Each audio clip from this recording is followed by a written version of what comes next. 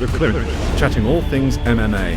Hey, and welcome to The Clinch on ENCA.com, where we talk about MMA in Africa and the rest of the planet. Joining me today is the commentator, not just for the EFC, but he's done the XFC, Global Force Wrestling, Art of War FC, Euro FC, ring announcer for Abu Dhabi Warriors, Super Combat Fighting Championship, Pro Wrestling Fundy Deluxe, Cyrus Fees.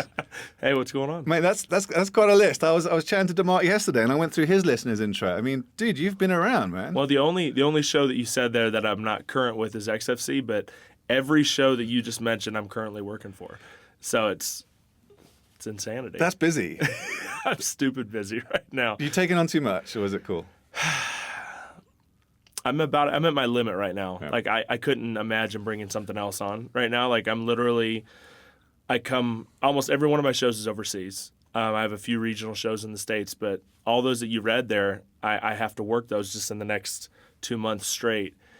And I go home for one day and I see my kids, and then I get back on a plane and I go 12 hours, Wow. 14 hours, 15 hours. And yeah, it's insane. It's grueling to say the least, but that's what I signed up for. I wanted to be busy. I'm busy. What do you do? So when we talked about you coming into this show a while ago, and I WhatsApped you when you were back home in Tennessee, and I said, "You still good to do the show? Are you okay to sleep?" Because you flew in from Tennessee last night, and you said you are on the road for 9 weeks out of the next 11. Yes. And like anyone else, you got kids, you got family at home who need you. Is it worth it?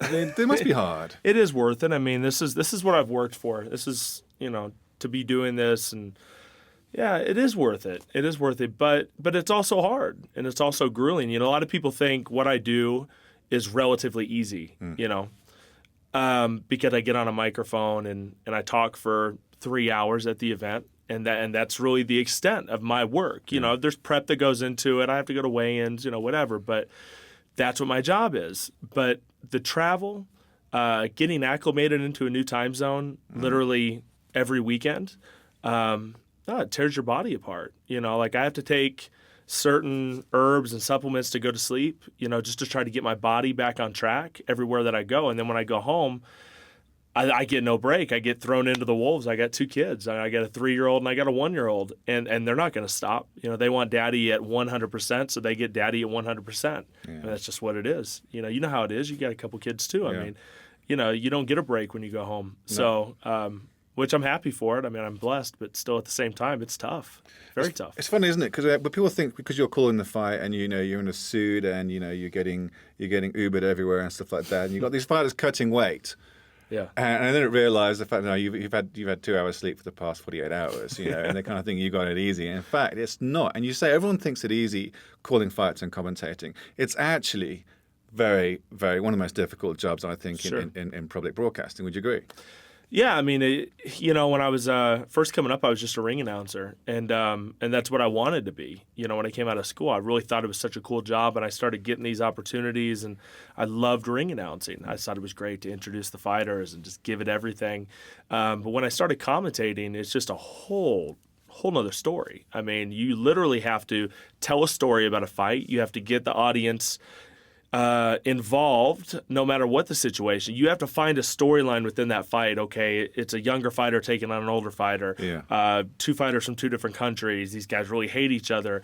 They really like each other. They're showing each other respect. Like, there's so many different storylines, and you have to convey that to your audience. Yeah. That's what my job is. Now, my color guy, Dirk, in this instance here in EFC, I go to him for technique. I also go to him because he knows the fighters so well. He's been here since the beginning, so he knows these guys, their amateur backgrounds, etc. For me, it's about carrying the broadcast, and it's about making sure our sponsors get their love and they get their money's worth. Yeah. I have somebody in my ear telling me what to do at all time. I mean, there's a lot of stuff going on. So yeah, you're right. It's definitely not easy, and there's only a few people in the world that can do it. So I'm proud to be one of those people that have made it this far. It's awesome. You can tell the guys who can't do it very well because they end up just describing the action. They will end up talking about what we're seeing on screen, something Sure. that a viewer can see for themselves. And Of anyway, course. it's interpreting it differently. Mm-hmm. And with that in mind, you did train in jits when you were younger, didn't you? You do have a background in fighting. Very. No. I really don't. Like, very, very little, to be honest with you. when I first got into the MMA world, I trained for a short time, and the only reason that I trained at that time was for my television show to show how difficult it was for a layman to go in there and just go train, in which it's insanely hard. Yeah. But for whatever reason, I've always stayed so busy that I've never made that time. But I've studied it, and through osmosis, I've taken in so much knowledge from the people I've worked with and from watching the fights up close to where that's where I've learned what I know now. I know my holds, and I know, passing the guard and the different positions in jiu-jitsu, which is usually the hardest thing to learn, is to learn all those different submissions and all those different positions. So I've got that now. But I really do rely on my color guys, because that's what they're there for. Yeah, so I go to these guys and I'm like, okay, what do they need to do now? What hole would you go from here? I'm not going to try to act like I'm the jiu-jitsu master. Sure. So I go to the guys that know it. So that's what they're there for, and I think that makes for a good broadcast as well, is to get them involved. I don't want to be saying everything, Sure. know. So do you ever get flack because you have to? It's not hype. It's not hyperbole. It's you're seeing the fight in front of you. There's a great knockout.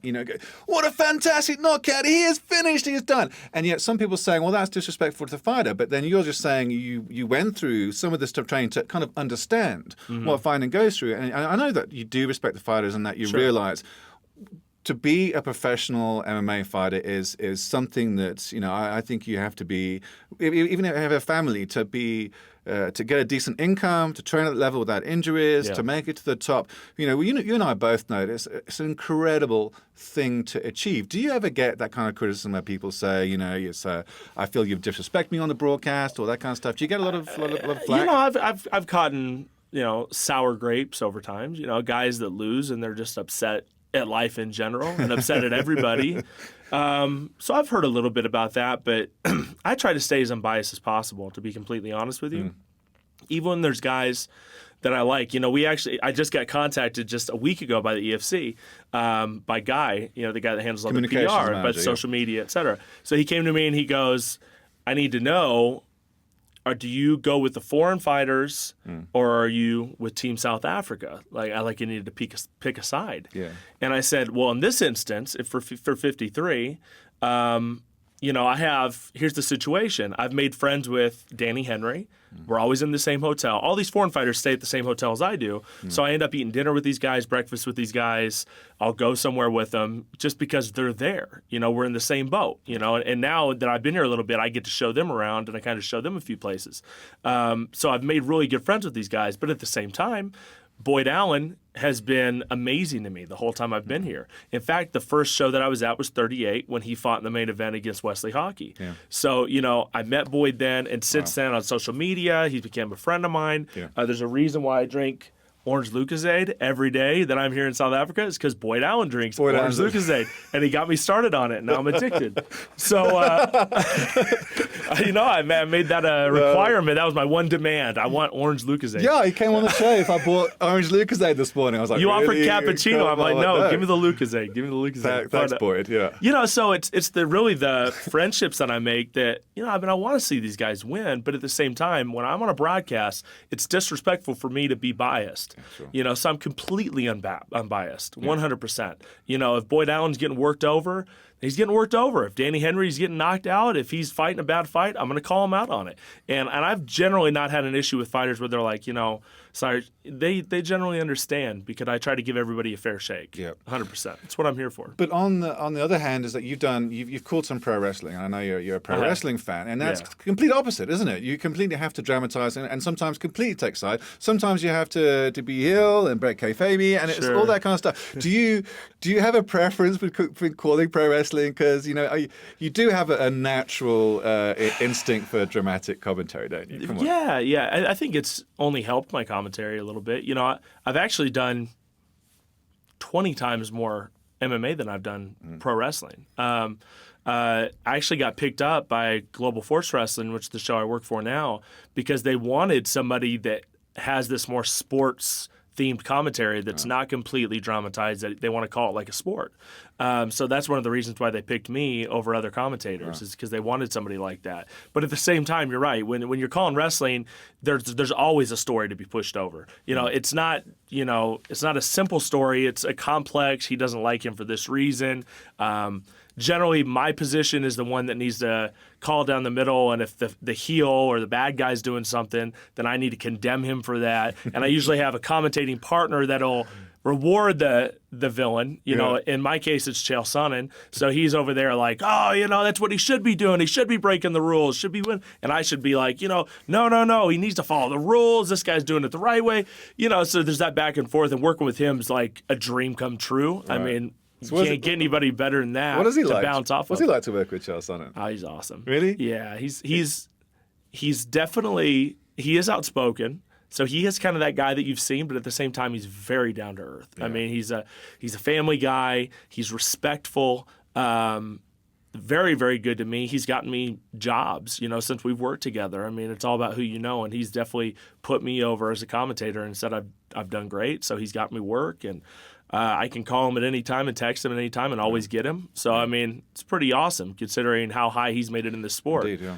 You know, to kind of be on that sort of an even keel with him. Yeah, I met him in Vegas at the MGM Grand in December, and he could not have enough time for the fans. It's amazing, isn't it?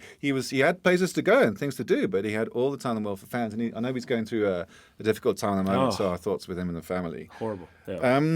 What do you prefer then, calling MMA or pro wrestling? I'd say probably MMA right now. Really? Yeah. It's just what I know. It's what I know so well. I'm very comfortable with it. I told you before, like, I've learned the techniques. I know how to do it. It's a comfort zone for me, but at the same time, I always like to be challenged. So, you know, I got thrown into Muay Thai just recently, about 2 weeks ago in Thailand, and I had never really called Muay Thai before. You know, and there's something to that. Yeah. I mean, with the different clinches and the different techniques. So, you know, weeks before I had to really go in there and do some research. So I know what I'm talking about, so I could be proficient in it. But still, it was a learning curve, and it was totally new. I mean, I had never been to an official Muay Thai match where there's actually that first whole round, or actually the entire fight, they actually play music, and they play like ceremonial music the whole time. That's crazy. And it's in my ear, I'm like, God, turn the music off, but you can't. You know what I mean? It's like, I don't want to hear this. I'm trying to concentrate on the fight. But then you really see that everybody's really in. Yeah, it's part of it. And that's their culture. Like, it's really insane. And to be in Thailand calling Muay Thai for a good organization, it was awesome. But yeah, like everything about it just kind of threw me off. The first minute, they like kind of walk around and bow to like every corner, and I had never seen it before. You know, I mean, I've been so entrenched in MMA that I haven't really went off and started watching Muay Thai, and they bow and they do ceremonial stuff for like just about a minute and a half in the beginning of the match, every matchup. It's interesting. Yeah, it's amazing. I mean, you really see martial arts at its fullest in a place like that, you know, and it's really something cool to see. And it's very. I always found with the Muay Thai that I watched at Lumpini Stadium in Bangkok was just so attritional. I mean, how many shots these guys can take, how many kicks and elbows they can actually just trading back and forth. I'm like, geez, one guy's going to fall at the end of the day, you know. It's they have a little bit bigger gloves, but they really, they put it in there. So, you know, EFC worldwide commentator, and yet we've gone through a list of all the other promotions around the world that you're working. So you're probably the best guy to ask. Where does EFC, you know, and South African MMA in general, stand for you in terms of the quality of its fighting and the quality of its broadcast production? I mean, you're in a good place to call it. Where are we in the world? Well, you're pretty high. So before I got signed on with EFC, I had a TV show in the States. That's how I really got my foothold in the international community. And we decided to go from just showing regional fights in Tennessee and in Kentucky and these small states to showing international footage because nobody else was. Right. And I thought to myself, okay, if I can get a hold of M1 Global and if I can get a hold of this company and they'll send me highlights, why not show that? Because nobody else is doing it. We'll put it on YouTube and it'll do good. And it really did do well. Yeah. But the first show that I went to that sent me footage was EFC Africa. It was EFC Africa at the time. And all I did is I went on Wikipedia and I looked at international organizations and I just started contacting. But they were so eager to get their product out there because that's what they're all about, right? You know how well they've grown over the years. Yeah. And my partner and I, Casey Oxton, and I were just blown away by this show. You know, we turned it on and we saw these clips. And I think at that time it was it was like the Dallas Jacoby era, right? So it was that time, and then Ruan was doing work, and he was, it was between him and Andrew, and they were trading. When Dallas Jacoby beat Adam Speechy for the title. Yeah, big deal, right? 4.5, 5 years ago now. So. Yeah, and that was one of the names that like stuck in our head. DeMart was really hitting his stride. Yep. His undefeated streak was starting to build. Martin Van Staden was kind of hanging around, like, you know what I mean? Cool. Big highlights. So it was really cool, but to get back to your question, production-wise, we were blown away and we're still blown away. Like, I work for a lot of shows, but as far as production, having somebody on your comms telling you exactly how things go, having a full staff, getting all the ads in there, working tirelessly like that staff does, there's nobody that beats them, and that's with all due respect to every show that I work for. But as far as the production package, nobody beats the EFC, outside of the UFC. Really? Yeah. And I've been at UFC events, and I've been at Bellator events. It's just unbeaten. And they deserve the respect. Yeah. They really, really do. You know what I mean? There's still a ton of fans in the U.S. that don't know anything about EFC because they're so entrenched in your UFCs and your Bellator, usually just UFC. But I try to tell these guys, people at home, when they say, Africa, why? Yeah. Why do you go to Africa? Because it's such a good product, and because there is good parity and there are good fights, and there's good characters, and they've worked their butts off to make these guys, into stars, and now international stars. So yeah, I love the EFC, and they know that. This company knows that, and that's why, as far as all my shows, like, it's consistent. I'm not going to trade off going somewhere else right now. Just because I know what kind of a product I'm a part of. Cool. Yeah, so. I do find it frustrating, I'll admit, because, I'm a big fan of the writers on MMA Junkie and particularly Bloody Elbow. And, I hear them writing up these small regional promotions, sure. and yet you have a world-class product that we're producing here in South Africa, and no one gives a flying. But no, it's like I contacted ONE FC, I contacted Bellator, sure. And no one came back to me. A few little emails, no one gave a damn, And it's like, you have this world-class product. Why? What is this? Like you said, the technical quality is great, the fighting's great. We're doing everything right. Why is it so difficult to break into other foreign markets in South African MMA when everyone else seems to just be walking in? Yeah, I don't. I think in Europe, I think we do well. And I even think in Asia we do really well. Obviously, EFC is MMA in Africa, even more than UFC is, just because of the situation, how well they've worked to have SuperSport now ETV again, and just it's amazing what they've done here in Africa. But they really have more of a foothold than the UFC does. In the U.S., it's such a convoluted market. Yeah. You have a lot of people trying to get that piece of the pie. And to be honest with you, the majority of the fans and the majority of the media, the MMA media, doesn't care about anything but UFC, just in general. Yeah. I mean, you're going to see 15 UFC stories before you see a Bellator story usually, before you see World Series of Fighting. And these are shows that are on pretty good cable systems in the States. They have, especially Bellator, they're on Spike TV, which is actually more accessible than the UFC. Yeah. UFC, you have to get on FS1 or you have to get, some of these other networks. It's actually easier to watch Bellator. That being said, Bellator's dropped the ball a million times. Like, they have such a good reach, but for some reason they just can't get any traction. And I don't know if that's on them or if that's just on the media. I don't know what that is, but it's tough. It's really tough. And I think what it's going to take is the EFC's just going to have to continue to bring in some American fighters.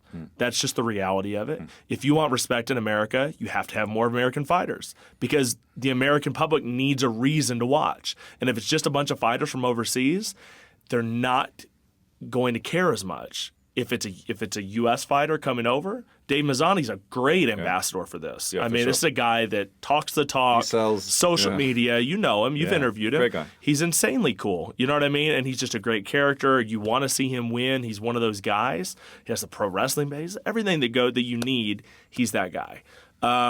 You got to have more American fighters. And I know it's expensive. I know it's not cheap for the EFC to bring me in, to be completely honest. I know those plane tickets are not cheap, but they see the value in it. Well, there's going to have to be more fighters that come over if you want that foothold, and that's what everything's gauged on, is what's the standing in the U.S. market, and that goes worldwide.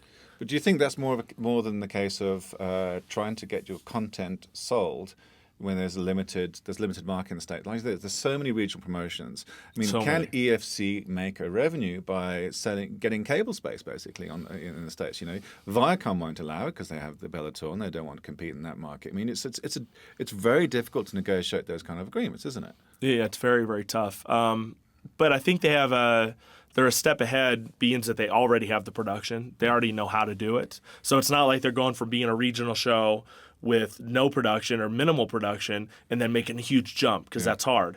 They're already there. Yeah. Okay, they already have a product that looks as good as the UFC, production-wise, camera-wise, graphics-wise. You know this stuff. You work in this. They have a very nice polished product, and it just continues to get better. So they're already there. And I think that there's definitely room for number two, and I think they have just as much of a chance to be number two as Bellator or World Series of Fighting. I've never been completely impressed by those companies. Yeah. You know, I just haven't, and I don't see why EFC couldn't do that. I think that it's just the more international fighters, the better. I think there's some really cool characters from Africa that you can market. A guy like Champion Dalcha, you can market him all day. You know what I mean? That dude's awesome. Even a DeMar Penna, and you talked about in your last interview. It's a guy that is undefeated, has been criticized before, but now he's trying to make his game even better and more well-rounded. So you got to respect that.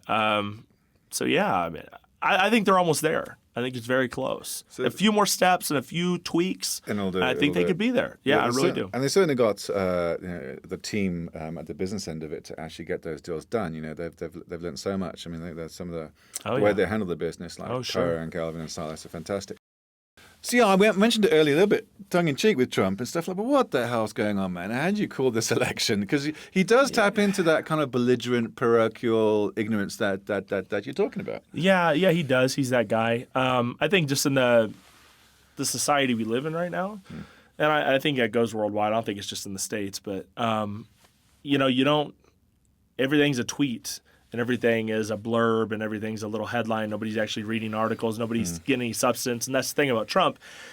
Really doesn't have any substance. Yeah. You know what I mean? If you really get into his substance, it's not great, right? So, I think he's a perfect guy for that. Me personally, I'm a registered Democrat. It is what it is. I was actually super excited when this election came around. I was like, wow, Hillary Clinton liked Bill Clinton. Yeah. This should be an easy one, right? Yeah. But then Sanders comes in and throws everything on its head. And I'm like, wow, I like Sanders a lot more than I like Clinton. Yeah, I agree. And then he started exposing her for stuff. And I'm like, God, man, don't really like Clinton either. So it's one of those deals. And this is funny enough, and since you already threw it out there, but since you already threw the first shot. Yeah. So another American friend of mine, I actually met him in Romania. And he goes, it's like having a choice between two shit sandwiches and you have mustard for neither. You know what I mean? Like with no mustard. Like it's just two shit sandwiches. So it's like, take your pick. But for me, I'll probably vote Clinton just because I couldn't imagine somebody like Donald Trump running our country. With his finger on the big red button. You must be joking, mate. I not only there's that, but at the same he would just offend people. And I don't want that to be the person that represents our country. Say what you want about Clinton, but I think she can kind of be respectful to these different countries. Yeah. I don't think he can. And some people say, well, I think he should be able just to say what he wants. You can't. There's diplomacy. There's that thing called diplomacy that's kept everything pretty kosher for years. I don't like him running the country. You know what I mean? Completely appreciate that point of view. It scares me. I go overseas every week. You know what I mean? Like, this is my life. Sorry, like if you're gonna offend a complete, religion, and I have to go into their territory, you're representing America. I'm American. How's that do for me? You know what I mean? Like, people already ask me now, well, you vote for Trump? People call me, hey, Trump. I mean, out of a joking thing, but sorry, don't want to be associated with that.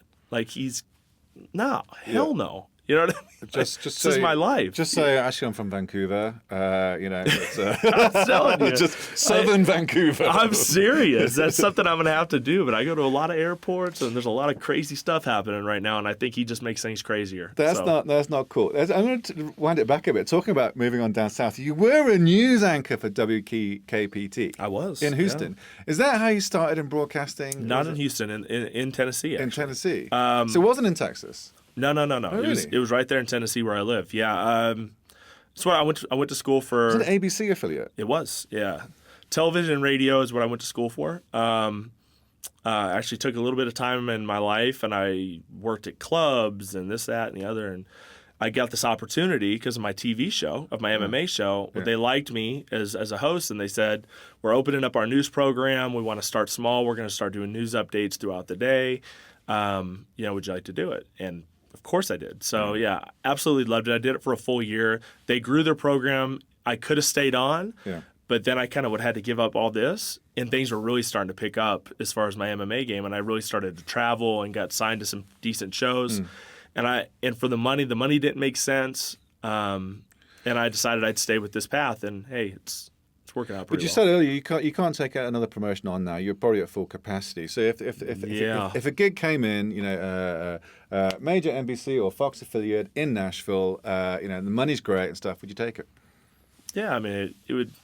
Maybe, yeah. I mean, I'd have to think about it. Yeah, it's one of those things where you got to talk to your family, and for me to be home with my kids right now, that's power. is crucial. Like I told you, it's a day. I get a day.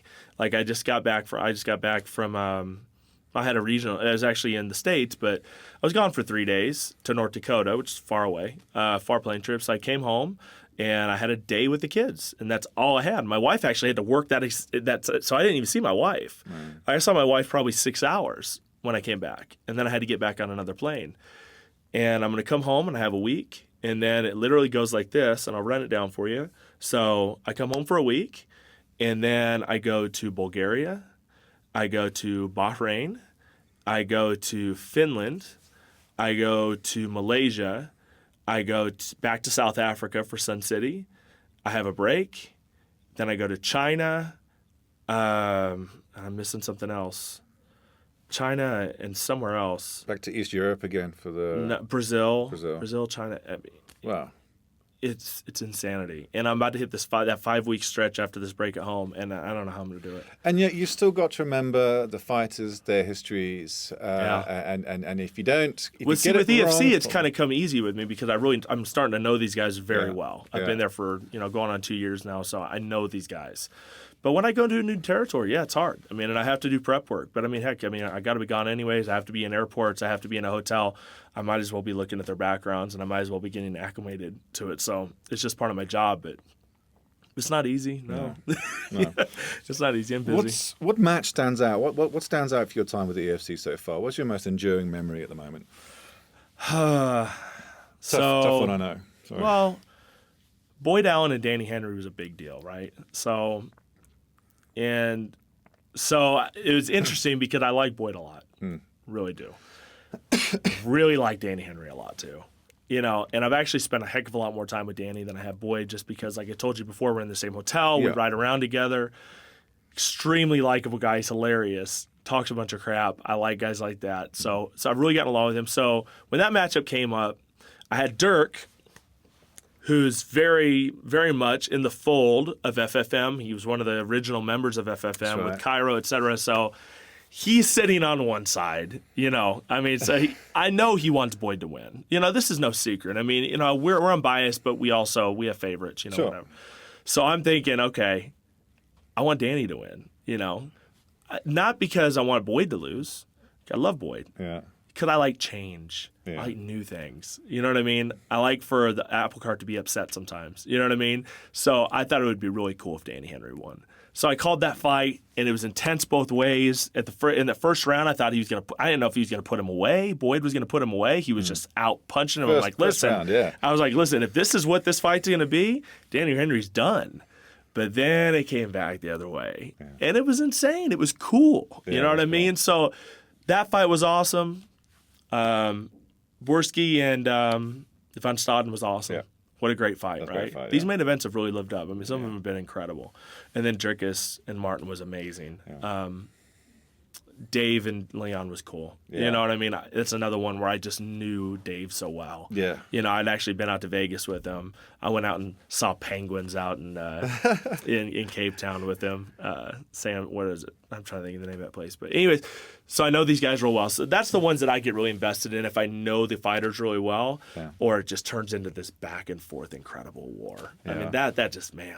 It's a shame. That's what I'm here for. When a guy like Dave Mazzani wins, you know, it's such a shame that it happens at the misfortune of someone so awesome like Leon Mainhardt, you know. But still, a change is a good thing. And as a foreigner, as a British guy, I agree with you. It's you get caught between these, and they're all awesome guys. Like, for example, when you have someone like Demart Penner, who's going to be fighting Urshad Sayed for one of probably the biggest fight in the history of the UFC worldwide. I know, and then Urshad's dad gives me cookies. You know, and they're both. So what do I do? If these guys grew up together and trained together, they'd probably be like blood brothers, you know, but they're like these complete ends of the spectrum now when they're having to build up this thing. Very quickly before we go, how are you going to call that fight? Give me a prediction right now. For Urshad and Demart. Crazy fight. See, you get caught, don't you? How would I call it? Like, who do I think is going to win that fight? Yeah. You can't. And that's. I mean, listen, Demart has the resume. You know, so if I had to put my house on somebody, if I had to, you know, then I'd probably go Demart just because he's literally dispatched of, 15 guys. It's what he's done. So, you know, I think Urshad's an incredible, well-rounded fighter. I think he has a great resume. I followed him when he was in Rough China. I remember that very, very clearly. Yeah. So I know how good he is. So would it surprise me a bit if Urshad won? No, it really wouldn't surprise me. Yeah. I see that kind of going down the middle, but obviously, I mean, you got to go to the champ. I mean, he's proved himself time and time again, and he wants to get better. You can't. It's going to be an awesome That's fight. going to be an awesome fight. I can't wait for that fight. There's a lot of good fights coming up. So you can assure me, and you can assure the viewers and all the AFC fans that you're not going to take another promotion. You're going to stay commentating in South Africa for the foreseeable future. You're not going to ditch us for anyone else so soon. Aside from Dana White or Vince McMahon calling me. You know what I mean? I'm here. Cool, man. Yeah. I love being here. Love the fans. You guys know that. I love the atmosphere. I love everything about the UFC. So this is my home. This is my home away from home. Johannesburg and Cape Town and Durban every once in a while. Like Sun City. I love it. It's great. I just hate the flight. Yeah, sorry, dude. Well, come and stay. Come and live it. Move to Tennessee and come live in Stellenbosch. Yeah, I'll definitely give it some thought. Thanks. Yeah, let me just run that by the wife real quick. Sorry, thanks for coming on the Clinch from ENCA.com. We really appreciate it. My It's been pleasure. An awesome time. Thanks, man. Thank you, buddy. The Clinch, chatting all things MMA.